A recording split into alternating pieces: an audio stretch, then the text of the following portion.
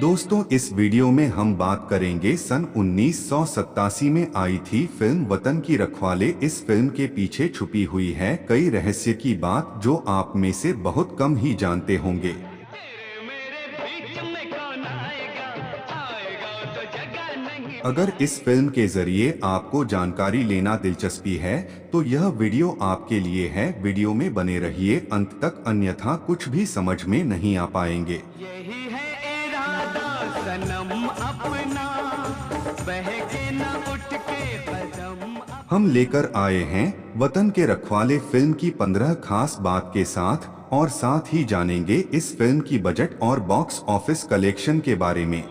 माता भी तू, पिता भी तू, बहना। अगर वीडियो पसंद आता है तो वीडियो को कर दीजिएगा लाइक और चैनल को कर लीजिएगा सब्सक्राइब। तो चलिए हम वीडियो को आगे बढ़ाते हैं और करते हैं वीडियो स्टार्ट।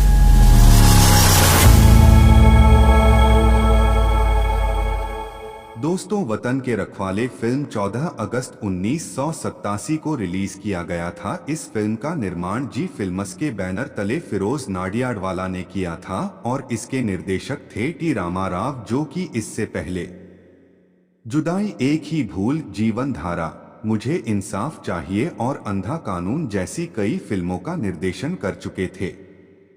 इस फिल्म की कहानी लिखे थे एम.डी. सुंदर और बी. कृष्ण राव ने। पटकथा लिखे थे एम.डी. सुंदर ने और संवाद लिखे थे कादर खान साहब ने। फिल्म के प्रमुख और सहायक भूमिका में थे सुनील दत्त, धर्मेंद्र, मिथुन चक्रवर्ती, श्रीदेवी, मौसमी चटर्जी, अशोक कुमार, प्रेम चोपड़ा, कादर खान, शक्ति कपूर, दिव्या राणा आदि। इस फिल्म में संगीत दिया था लक्ष्मीकांत प्यारेलाल ने। गाने लिखे थे मजरूह सुल्तानपुरी ने। इस फिल्म के एल्बम में कुल 5 गाने रखे गए थे। गाना का बोल था, जब प्यार किया तेरे मेरे बीच में, माता भी तू, पिता भी तू, टनाटन। और फिल्म का टाइटल सॉन्ग वतन के रखवाले।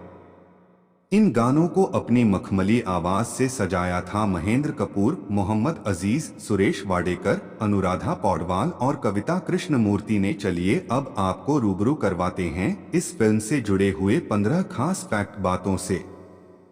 फैक्ट नंबर 1, फिल्म वतन के रखवाले साल 1987 में सर्वाधिक कमाई करने वाली फिल्मों के चौथे पायदान पर रही थी। इसका कुल बजट था तकरीबन 1 करोड़ 50 लाख रुपए और इसने कमाए थे 6 करोड़ 50 लाख रुपए। अगर बात करें इस साल के 3 सर्वाधिक कमाई फिल्मों की, तो पहले स्थान पर थी फिल्म हुकूमत, जिसने 5 करोड़ 50 लाख रुपए का कारोबार किया और सुपरहिट साबित हुई।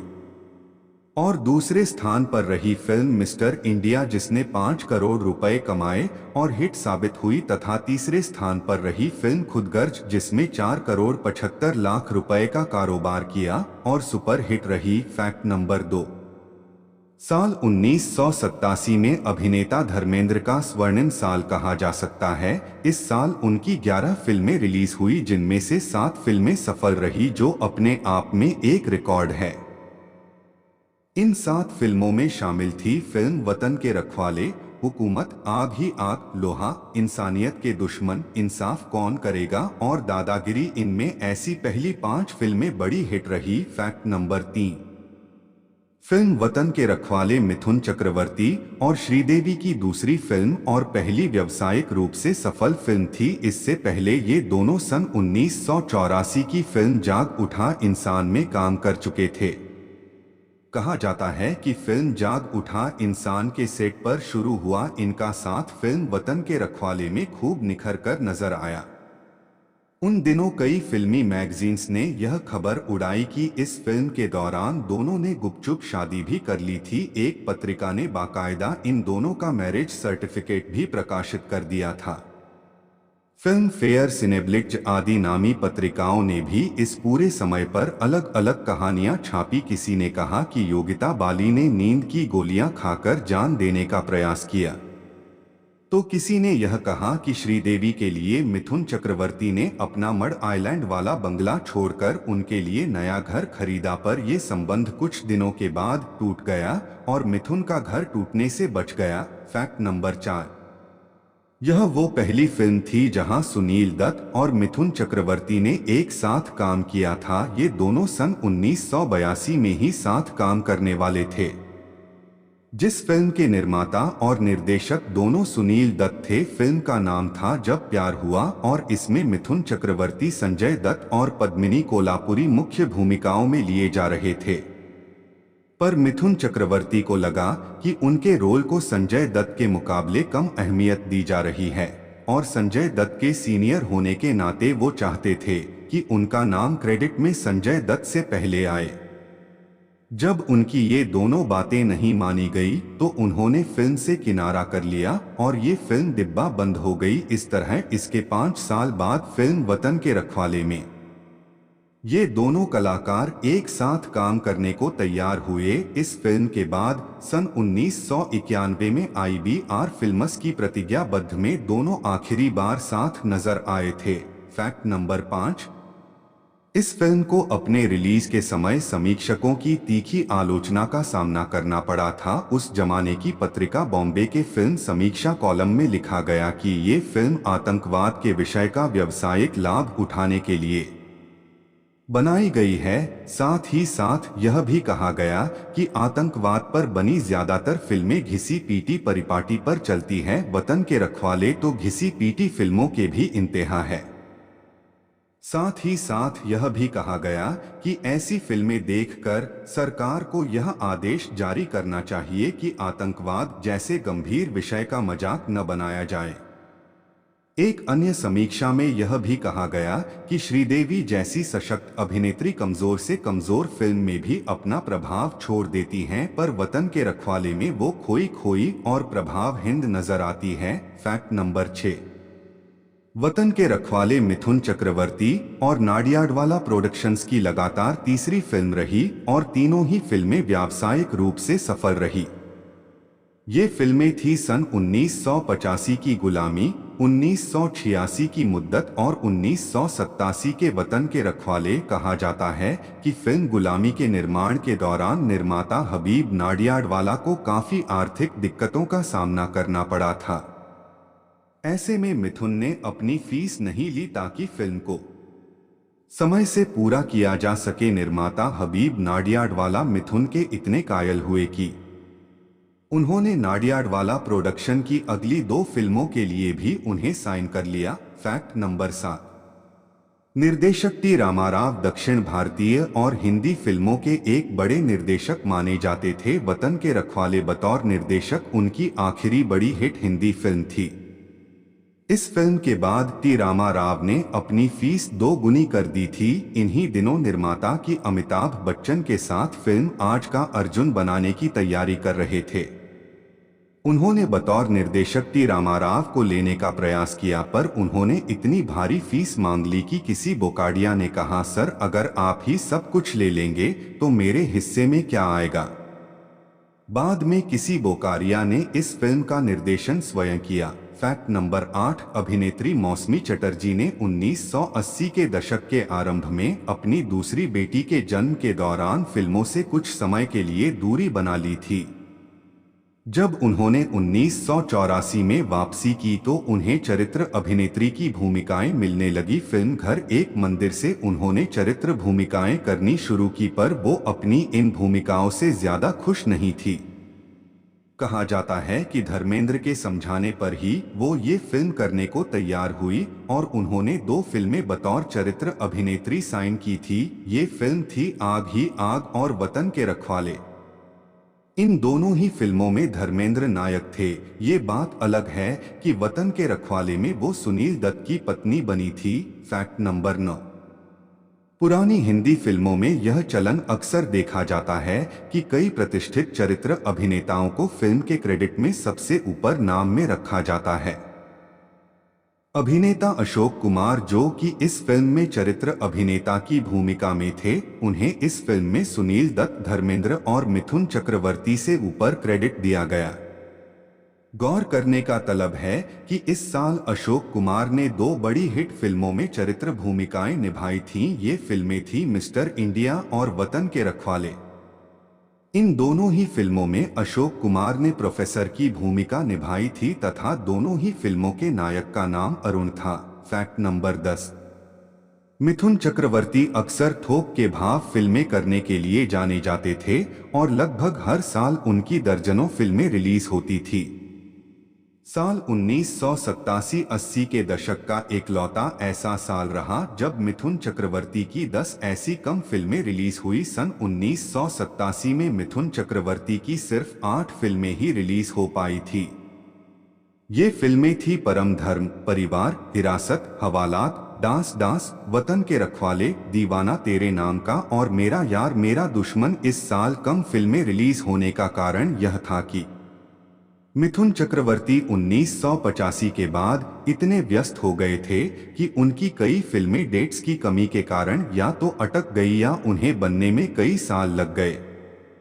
इसका परिणाम यह हुआ कि 1987 की फिल्मों का कोटा 1989 में जाकर पूरा हुआ जब एक साल में उनके कुल 19 फिल्में रिलीज हो गई। Fact number 11। साल 1987 में धर्मेंद्र और विनोद खन्ना दोनों ने जबरदस्त वापसी की थी, जहां धर्मेंद्र ने लंबे समय बाद बड़ी हिट फिल्में देकर वहीं विनोद खन्ना ने लगातार 2 हिट फिल्में देकर वापसी की। इस दौरान छपी खबरों के अनुसार हुकूमत और वतन के रखवाले जैसी फिल्मों की जबरदस्त सफलता के बाद धर्मेंद्र और इंसाफ और सत्यम जैती की सफलता के बाद विनोद खन्ना की डिमांड इतनी बढ़ गई कि लगभग 100 करोड़ मूल्य की फिल्में केवल धर्मेंद्र और विनोद खन्ना के कंधों पर चल रही थी। कहा जाता है कि धर्मेंद्र ने इस दौरान लगभग 60 फिल्में साइन कर ली थी। अब उन्हें इन फिल्मों के लिए डेट्स निकालना भी मुश्किल हो रहा था। धर्मेंद्र की इतनी फिल्में साइन करने का एक कारण यह था कि उन्होंने अपने बेटे सनी देओल के लिए यतीम और घायल जैसी फिल्मों का निर्माण किया। इन फिल्मों को बनाने के लिए काफी पैसों की जरूरत थी, इसी कारण धर्मेंद्र ने धड़ल्ले से फिल्में साइन करनी शुरू कर दी थी। Fact number 12। श्रीदेवी की ये दूसरी फिल्म थी जहां उन्होंने धर्मेंद्र के साथ काम किया।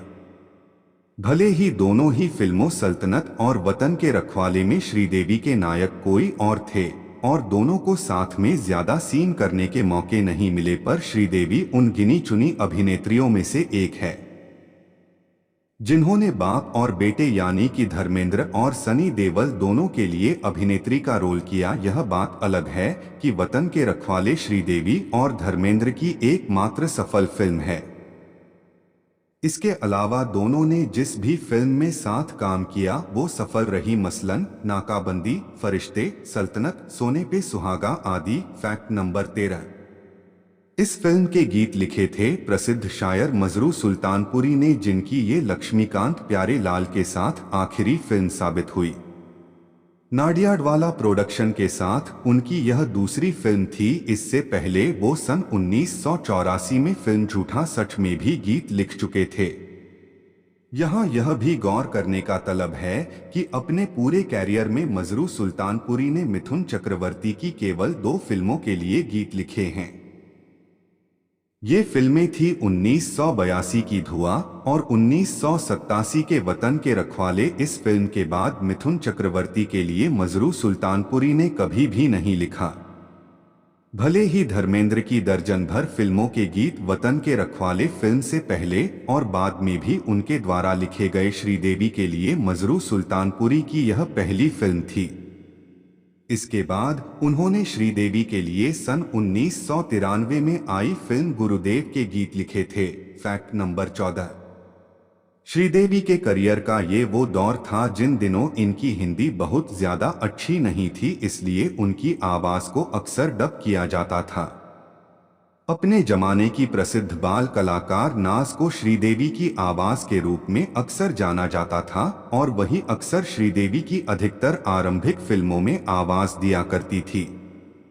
फिल्म वतन के रखवाले में भी उनके द्वारा ही श्रीदेवी की आवाज को डब किया गया। 1989 में आई फिल्म चांदनी के बाद श्रीदेवी ने फिल्मों में अपनी आवाज का प्रयोग किया और नाज द्वारा अपनी आवाज का डब करवाना छोड़ दिया। श्रीदेवी को दरअसल हिंद बोलने में दिक्कत नहीं थी, पर उन्हें अपने उच्चारण पर बहुत अधिक विश्वास नहीं था। साथ ही साथ वो ये भी मानती थी कि जिस भी फिल्म में उन्होंने अपनी आवाज का इस्तेमाल किया है उनमें से अधिकतर फिल्में फ्लॉप रही हैं। इस कारण बड़ी फिल्मों को वो अक्सर अपनी आवाज में डब करवाती थी। उसके जगह पर नाज की आवाज का प्रयोग किया जाता था। Fact number 15। धर्मेंद्र की 2 फिल्में मर्द की युवा और वतन के रखवाले एक ही दिन रिलीज हुई थी। दरअसल उस समय धर्मेंद्र का ऐसा समय चल रहा था जिससे निर्माताओं को आशा थी कि उनके भरोसे फिल्म चल जाएगी, और रिलीज के अगले ही दिन स्वतंत्रता दिवस होने के कारण राष्ट्रवकाश था जिसका फायदा उठाने की उन्होंने कोशिश की। पर जहां वतन के रखवाले 4 करोड़ 50 लाख रुपए कमाकर जबरदस्त हिट रही, वहीं मर्द की जुबान केवल 1 करोड़ 40 लाख रुपए ही कमा पाई और फ्लॉप हो गई। जहां वतन के रखवाले की सफलता का सेहरा धर्मेंद्र के सर बंधा, वहीं मर्द की जुबान फ्लोफी और इसका ठिकरा जैकी श्रॉफ के मध्य फोड़ दिया गया, जिनके सितारे इस समय गर्दिश में चल रहे थे, जिनके एक महीने में लगातार 3 फिल्में फ्लॉप हो चुकी थी। तो दोस्तों, ये थी सन 1987 की लोकप्रिय फिल्म वतन के रखवाले फिल्म पर हमारी कुछ खास जानकारियां। और यह वीडियो कैसा लगा हमें कमेंट करके बताइएगा, और वीडियो पसंद आ गया हो तो वीडियो को लाइक और चैनल को सब्सक्राइब कर लीजिएगा। बस इस वीडियो में इतना ही, फिर मिलते हैं नेक्स्ट वीडियो में। तब तक जय हिंद, जय भारत।